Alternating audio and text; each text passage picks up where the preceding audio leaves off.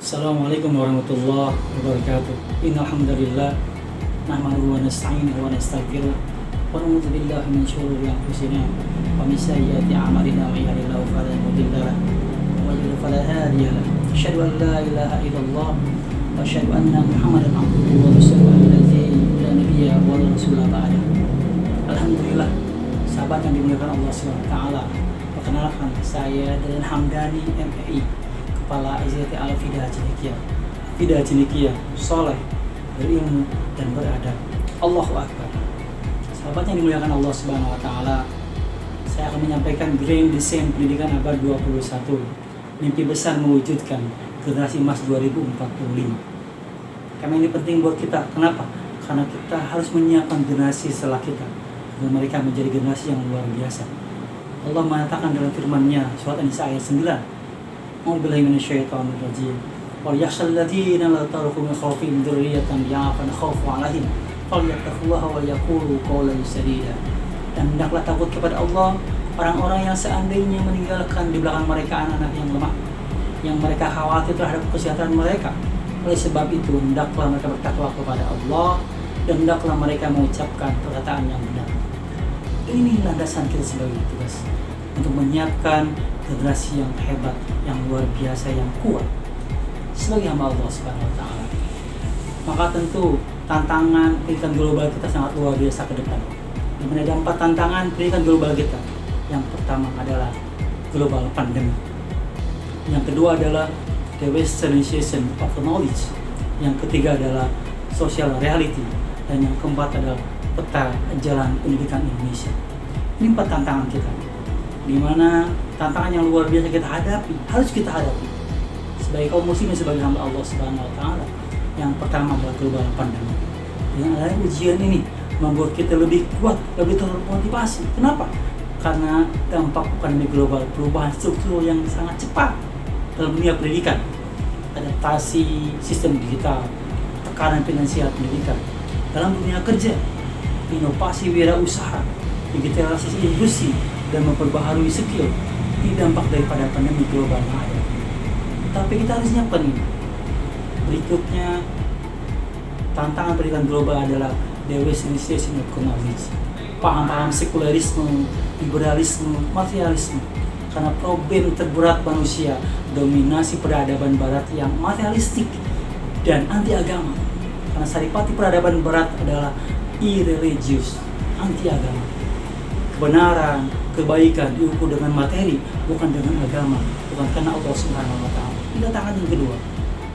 Sahabat yang dimuliakan Allah Subhanahu wa taala, maka berikutnya tantangan yang ketiga. Apa? Yaitu realitas sosial, yaitu fakta sosial. Kenapa? Karena luar biasa fakta yang ada. Di antaranya narkoba, putus sekolah, media sosial. Dari narkoba, dikatakan dalam penelitian bahwa sebanyak 275 juta penduduk yang mengonsumsi narkoba. Dan di Indonesia sebanyak 2,29 juta adalah pelajar milenial tahun 2017 dan meningkat tahun 2019 menjadi 24-20%. Putus sekolah, jelas Kemendikbud merilis bahwa sebanyak 1.595 anak putus sekolah tahun 2020 dan sebanyak 59.443 adalah anak SD, dimana menjadi generasi emas ketika SD mereka putus sekolah. Yang ketiga, media sosial, sangat luar biasa tantangan buat kita. Inilah 3 di antara fakta sosial yang ada yang menjadi tantangan kita. Sahabat yang dimuliakan Allah Subhanahu wa taala, maka tantangan berikutnya, bagaimana Indonesia menyusun peta jalan pendidikan Indonesia. Yang dikatakan di sana bahwa ada 3 yang perlu kita siapkan menghadapi ini, yang perlu kita tekankan. Kenapa? Karena ada teknologi, di mana disrupsi teknologi akan berdampak pada semua sektor.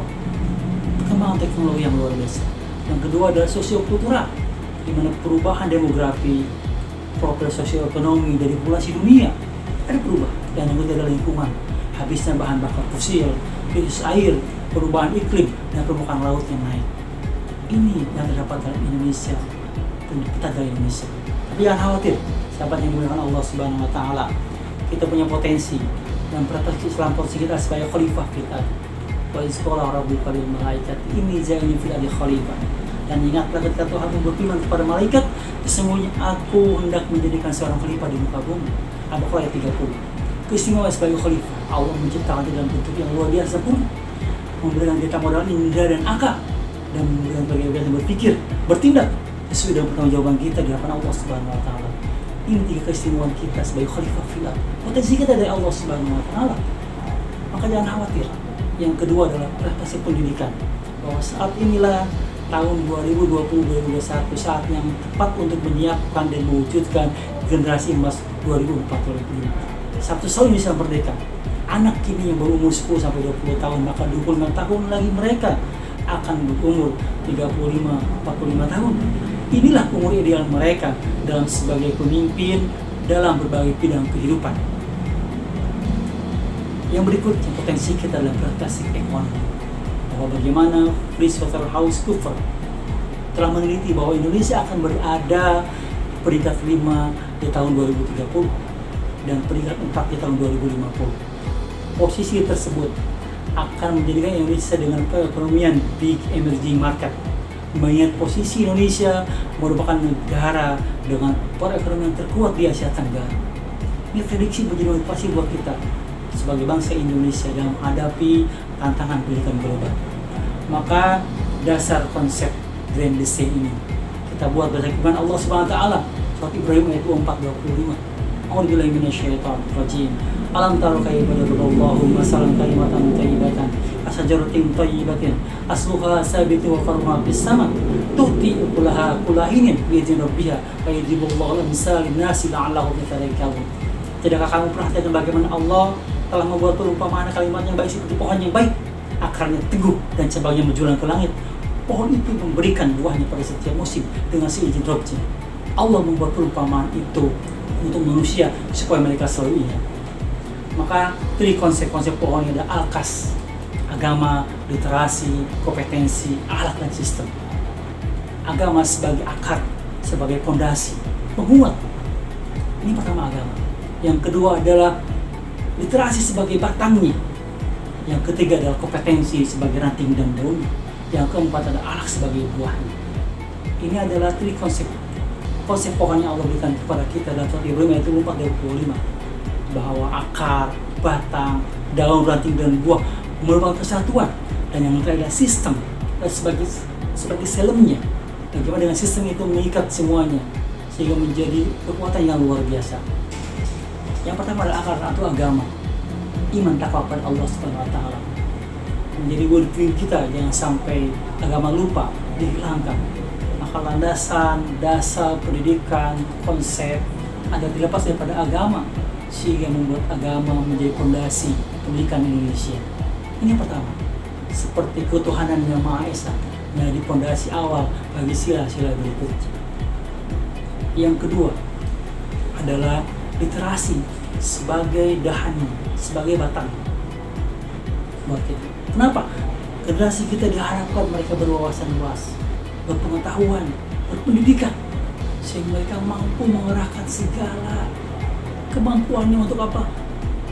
Mencari wawasan. Di mana literasi adalah Al-Quran, secara Islam, bahasa, numerasi, sains, digital, finansial, budaya dan kewarganegaraan. Ini adalah 8 literasi yang kita siapkan. Al-Quran sebagai kaum muslimin, jangan lupakan Al-Quran kita bersama. Kemudian yang berikutnya adalah kompetensi sebagai daun dan ranting. Ada 4 kompetensi yang diharapkan pada grup. Yang pertama, kemampuan berkomunikasi, kreativitas, kemampuan untuk bekerja sama, dan kemampuan berpikir kritis dan menyelesaikan masalah. Di antara kemampuan berkomunikasi adalah bagaimana kita menyiapkan anak kita menjadi anak yang luar biasa dengan perubahan mindset, orientasi akhirat, membangun public speakingnya, leadershipnya, konsep dirinya, karya ilmiah dan IT-nya yang dibangun oleh asesmen nasional pemerintah. Ini penting buat kita, kompetensi. Dan yang keempat adalah akhlak sebagai buahnya, sehingga anak didik kita bukan hanya cerdas, tapi mereka berakhlak dan beradab. Karena akhlak merupakan puncak keimanan. Akmalul mu'minina imanan ahsanum khuluqan orang mukmin yang paling sempurna imannya adalah yang terbaik akhlaknya. Akhlak juga merupakan bagian dari visi pendidikan Indonesia 2035. Dan tentunya akhlak merupakan salah satu standar kompetensi lulusan sekolah Islam terpadu. Sahabat yang dimuliakan Allah Subhanahu wa taala, dalam Al-Qur'an secara praktis Allah menggambarkan dengan konsep KH. Surat Al-Qasas ayat 26, Qawiyun Amin, dan Yusuf ayat 55, Hafizun Alim. Sahabat yang dimuliakan Allah Subhanahu wa taala, maka konsep pohon tadi dilepas daripada sistem filmnya. Bagaimana sistem membuat lebih utuh, lebih kuat, lebih sempurna. Dengan sistem maka hadir manajemen sekolah yang luar biasa. Di mana pendidikan akan hadir sebuah proses perencanaan, organisasi, pelaksanaan, dan pengawasan dalam mengelola sumber daya untuk mencapai tujuan pendidikan yang efektif dan efisien. Yang berikutnya, manajemen sekolah dengan sistemnya, maka dibutuhkan aplikasi digital. Untuk apa? Agar sistem pendidikan berjalan dengan efektif dan efisien.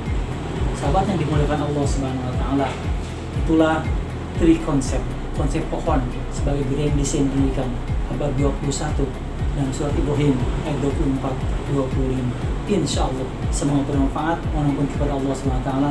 Demikian bila taufiq hidayah. Assalamualaikum warahmatullahi wabarakatuh.